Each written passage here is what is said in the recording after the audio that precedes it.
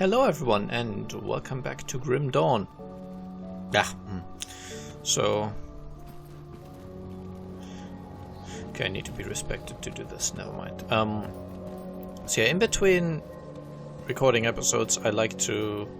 Oh wait, you're not the shop. Come you're the see shop. what's left of my wares. First, complete components. And now I'm gonna have to look through this for a bit. Don't mind me. Yeah, I don't do burn damage, I think. No.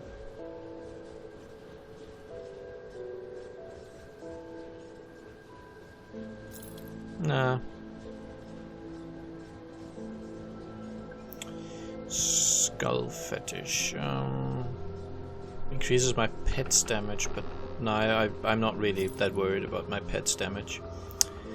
Ooh.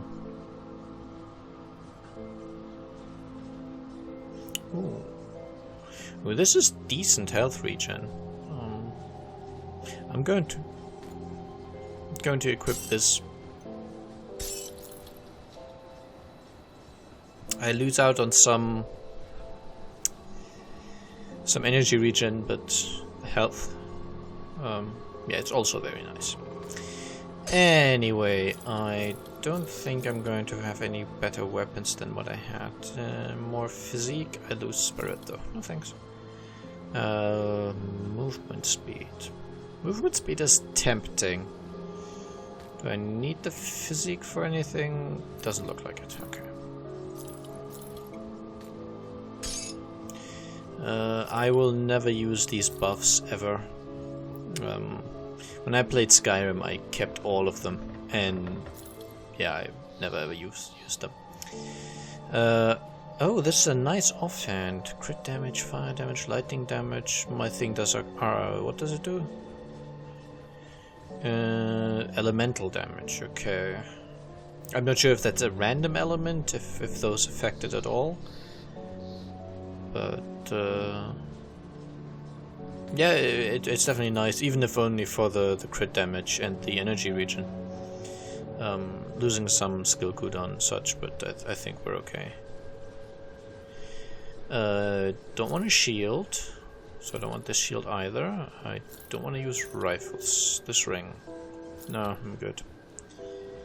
No.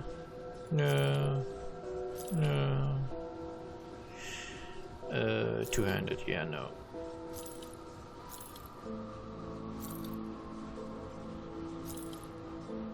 I'm not paying too much attention here. It's possible that I actually throw stuff away that might be really good. I mean, I lose out on spirit and casting speed, but it has a boatload of armor. I think I'm going to equip this.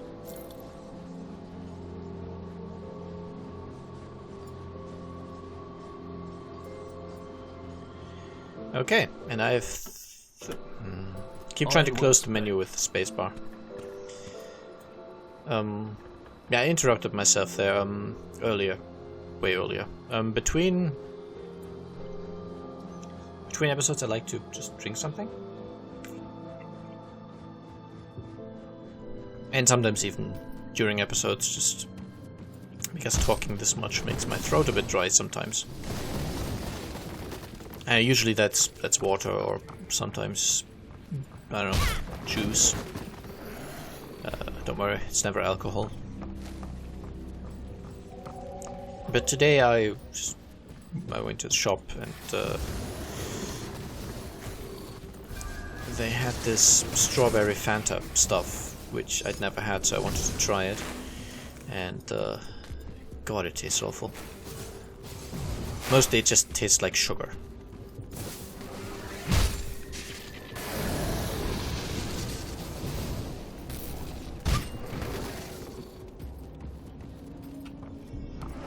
Okay, I want to see what the ectoplasm does. Ectoplasm. Not bad. Energy and energy regen. It sounds exactly like the kind of stuff I like. I play Guild Wars 1. Still quite a bit. And ectoplasm is a rare crafting material in that game that is basically used as a currency. So because of that, I just associate the word ectoplasm with a valuable thing.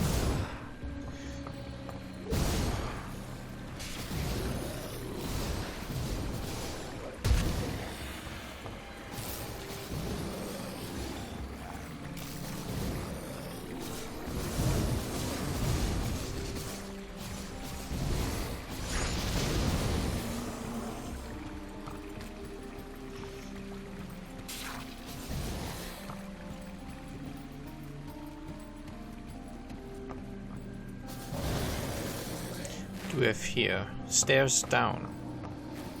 Aha.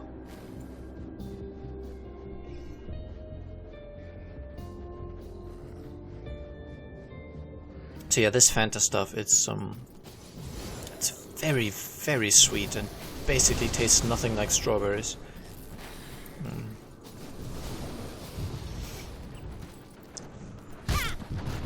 I mean, I know that stuff like Coca-Cola and all that, it's all unhealthy sugar, basically. But I don't know, I prefer not tasting the artificialness quite so much. I know that doesn't make much sense, but... Oh, look, this is kind of cool. I'm wondering if this guy will have a diary on him.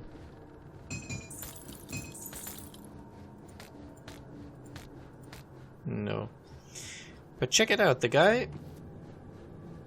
He put a circle of salt around him to try and keep himself safe, I guess. That's cool. That's these little, just little bits of storytelling that are just hidden in the world, basically.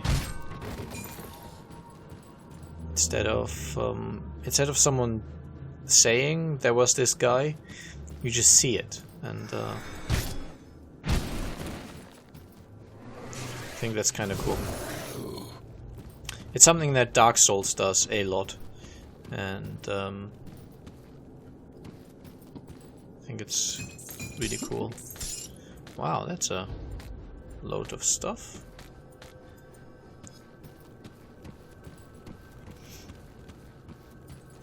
I mean, I'm assuming that's salt at least, because earlier they said that salt was used for combat in some fashion.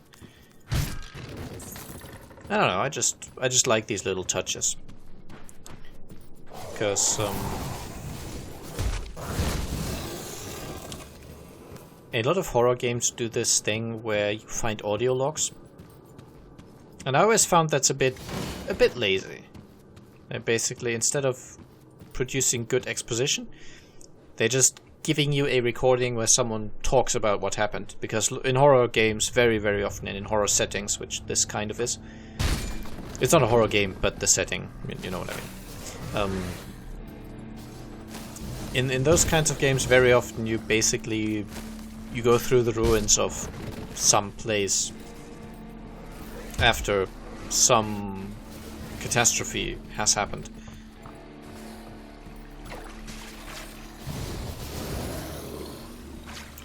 There's probably no point going out there.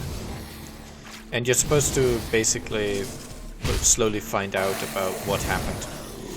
And having someone just basically tell you what happened is always, it's a bit easy. And yeah, I just prefer the way a game like Dark Souls handles it. There's not much, except for I guess the opening cutscene, there's not much in the way of NPCs or the game just flat out saying this is what happens and this is what happened and this is the way it works. You just have a world that kind of tells its story by itself.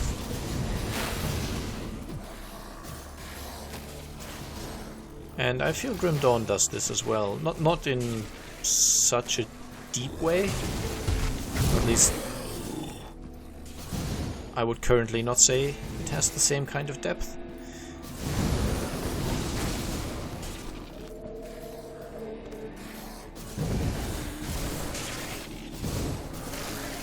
One thing that I quite like, or that works well, is that we're now in a city, and the enemy density has gone up. because I mean there would be more people to turn into zombies in a city. Now obviously it's also normal for enemy density to go up, or it can be normal in a game like this, so this might just be natural ramping up of difficulty. And maybe if I go to the next desert area or whatever it's going to be, I will similarly encounter even bigger enemy densities, in which case, hush my mouth, I guess. I'd hope there would be some kind of special thing happening in this graveyard. Except more special, I guess. Yeah, speaking of zombies, one thing that I well, could have gone this way.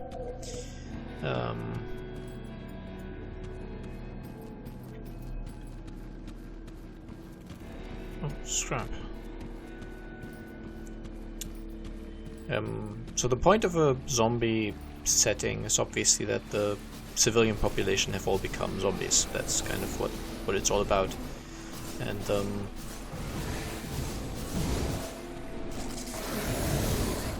I've done this here and sometimes. I'm not sure if any game really does this very well, but I think it would be cool if you really saw what the people or what the zombies were before they turned into zombies.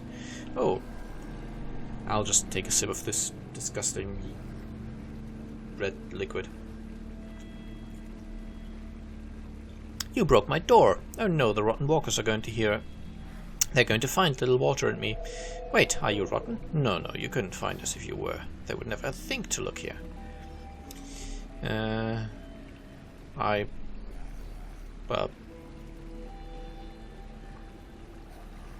Yeah, I'm here to kill the guys. What? No, if you kill, they come back and they search for the living and they find Harvey and little Walter. We're safe here, they'll never look. You'll ruin everything. But you will be safe after I kill the warden. Oh, no, too risky. I can't let you leave here alive. I think I spoke to him through the wall and that confuses him. Confuses him. Wow. I English. I English well. I think it might possibly be that he's going to turn hostile when I enter his room now. I don't care about white drops anymore.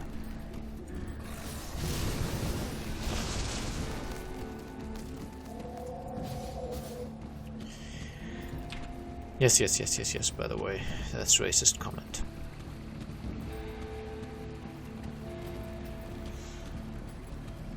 I want to know, so I'm going to enter that building from the other side so I can actually be in a room with him and kill him. It's possible that another dialogue choice would have kept him alive, but I don't care. Hey, dude! Devil's Crossing is safe. Insist you come with me. Okay, so his dialogue sounded like he was going to kill me? Or fight me at least, but apparently not.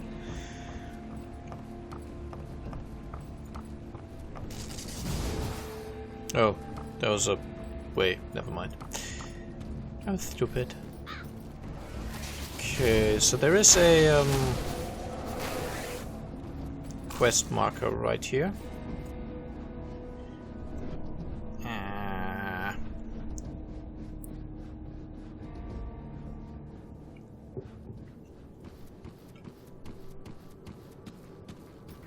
Let us go explore.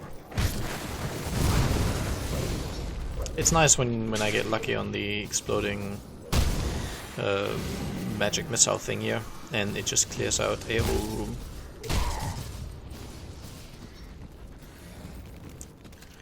Right, so my target's down there, I just saw on the mini-map, so I'm gonna go the other way first.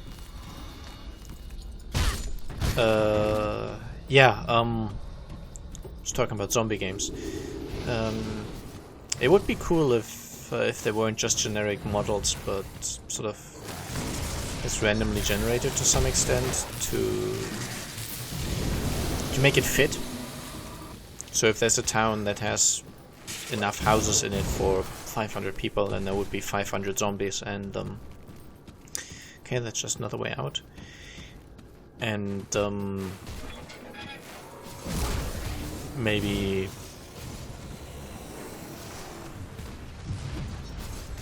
oh, this is a boss, Maledictus. Cool. And I killed him. And you know, maybe even give them some sort of family relations. Just generate a set of NPCs and then basically zombify them all. But I'm guessing that that would be a overkill for something that basically no one would notice. It's kind of one thing I liked about the first Dead Rising game, which is the only one I've ever played to any extent.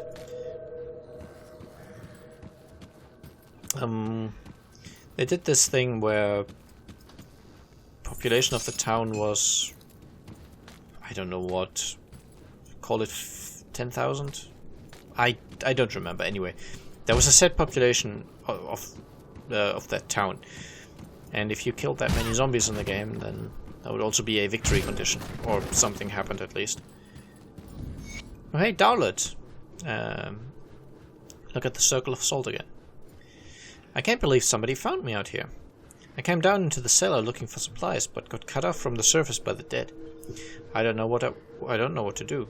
Kasparov sent me. I can open a rift gate and get you to safety. You can do that? I can't say that raises my confidence in you, but then again I don't like the alternatives either. Portal away.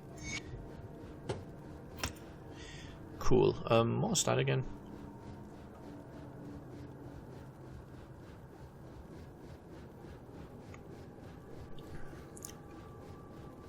Okay. Oh yeah, that was the temporary panic button thing that I put 1 point into. For some reason.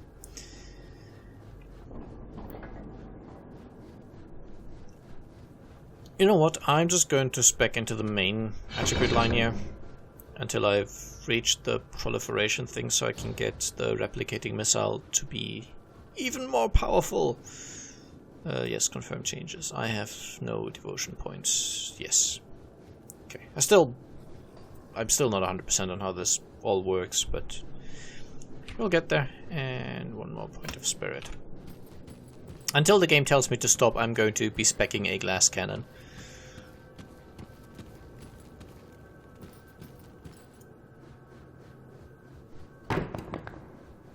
See, the game even tells me to invest in the mastery bar. Whoa, whoa, whoa, whoa, whoa, guys, please.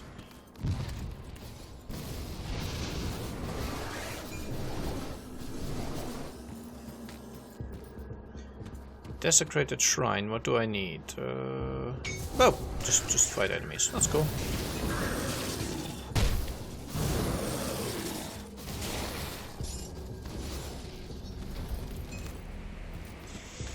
Easy.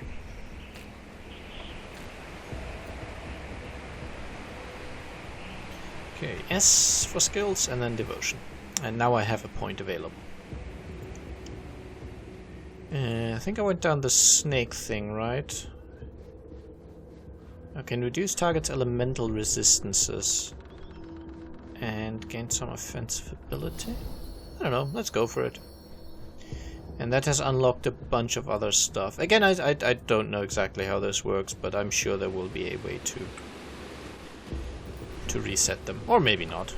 Actually, I think I already met an NPC who can reset them.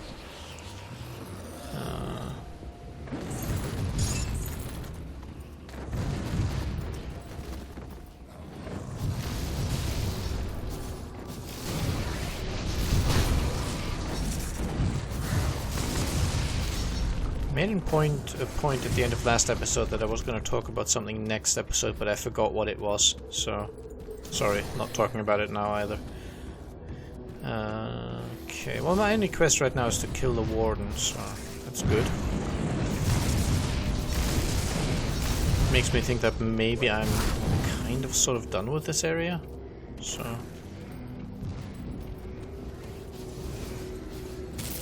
Might be the end of act boss kill. Well, this is clearly the right place.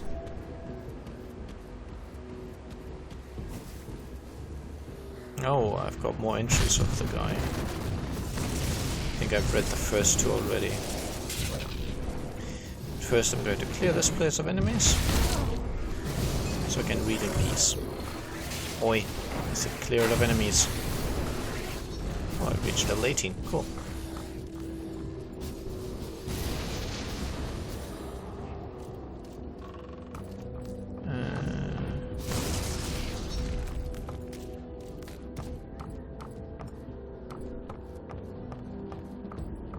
Okay, what's this? Warden Creek's journal. Okay, someone dead on the bed.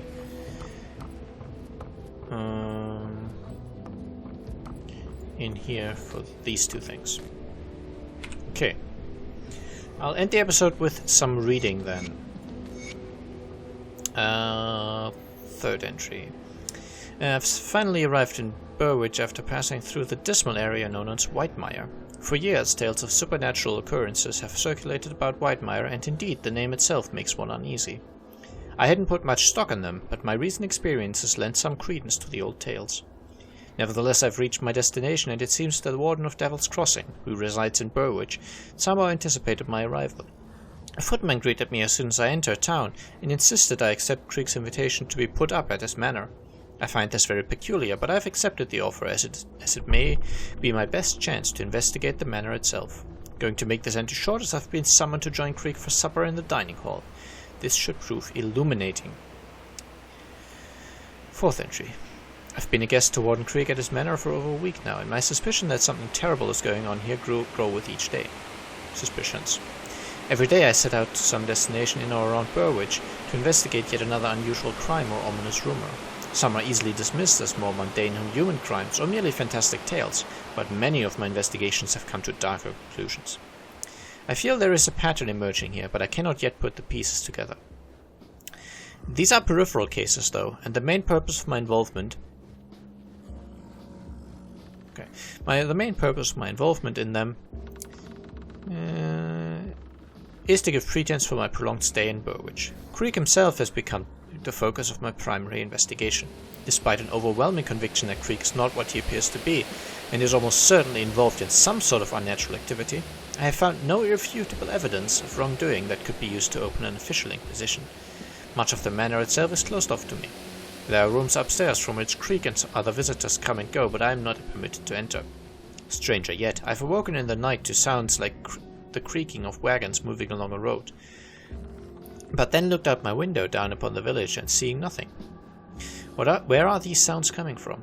The game of cat and mouse continues, but as of yet I am not certain who's the cat and who the mouse. Finally, Warden Creek's journal, and also I have taken possession of my assigned vessel, the local prison warden. I appeared to him in his bedchamber and proposed the joining. I had anticipated fear and skepticism, but these humans are apparently all too ready to enter into a pact they believe will profit them.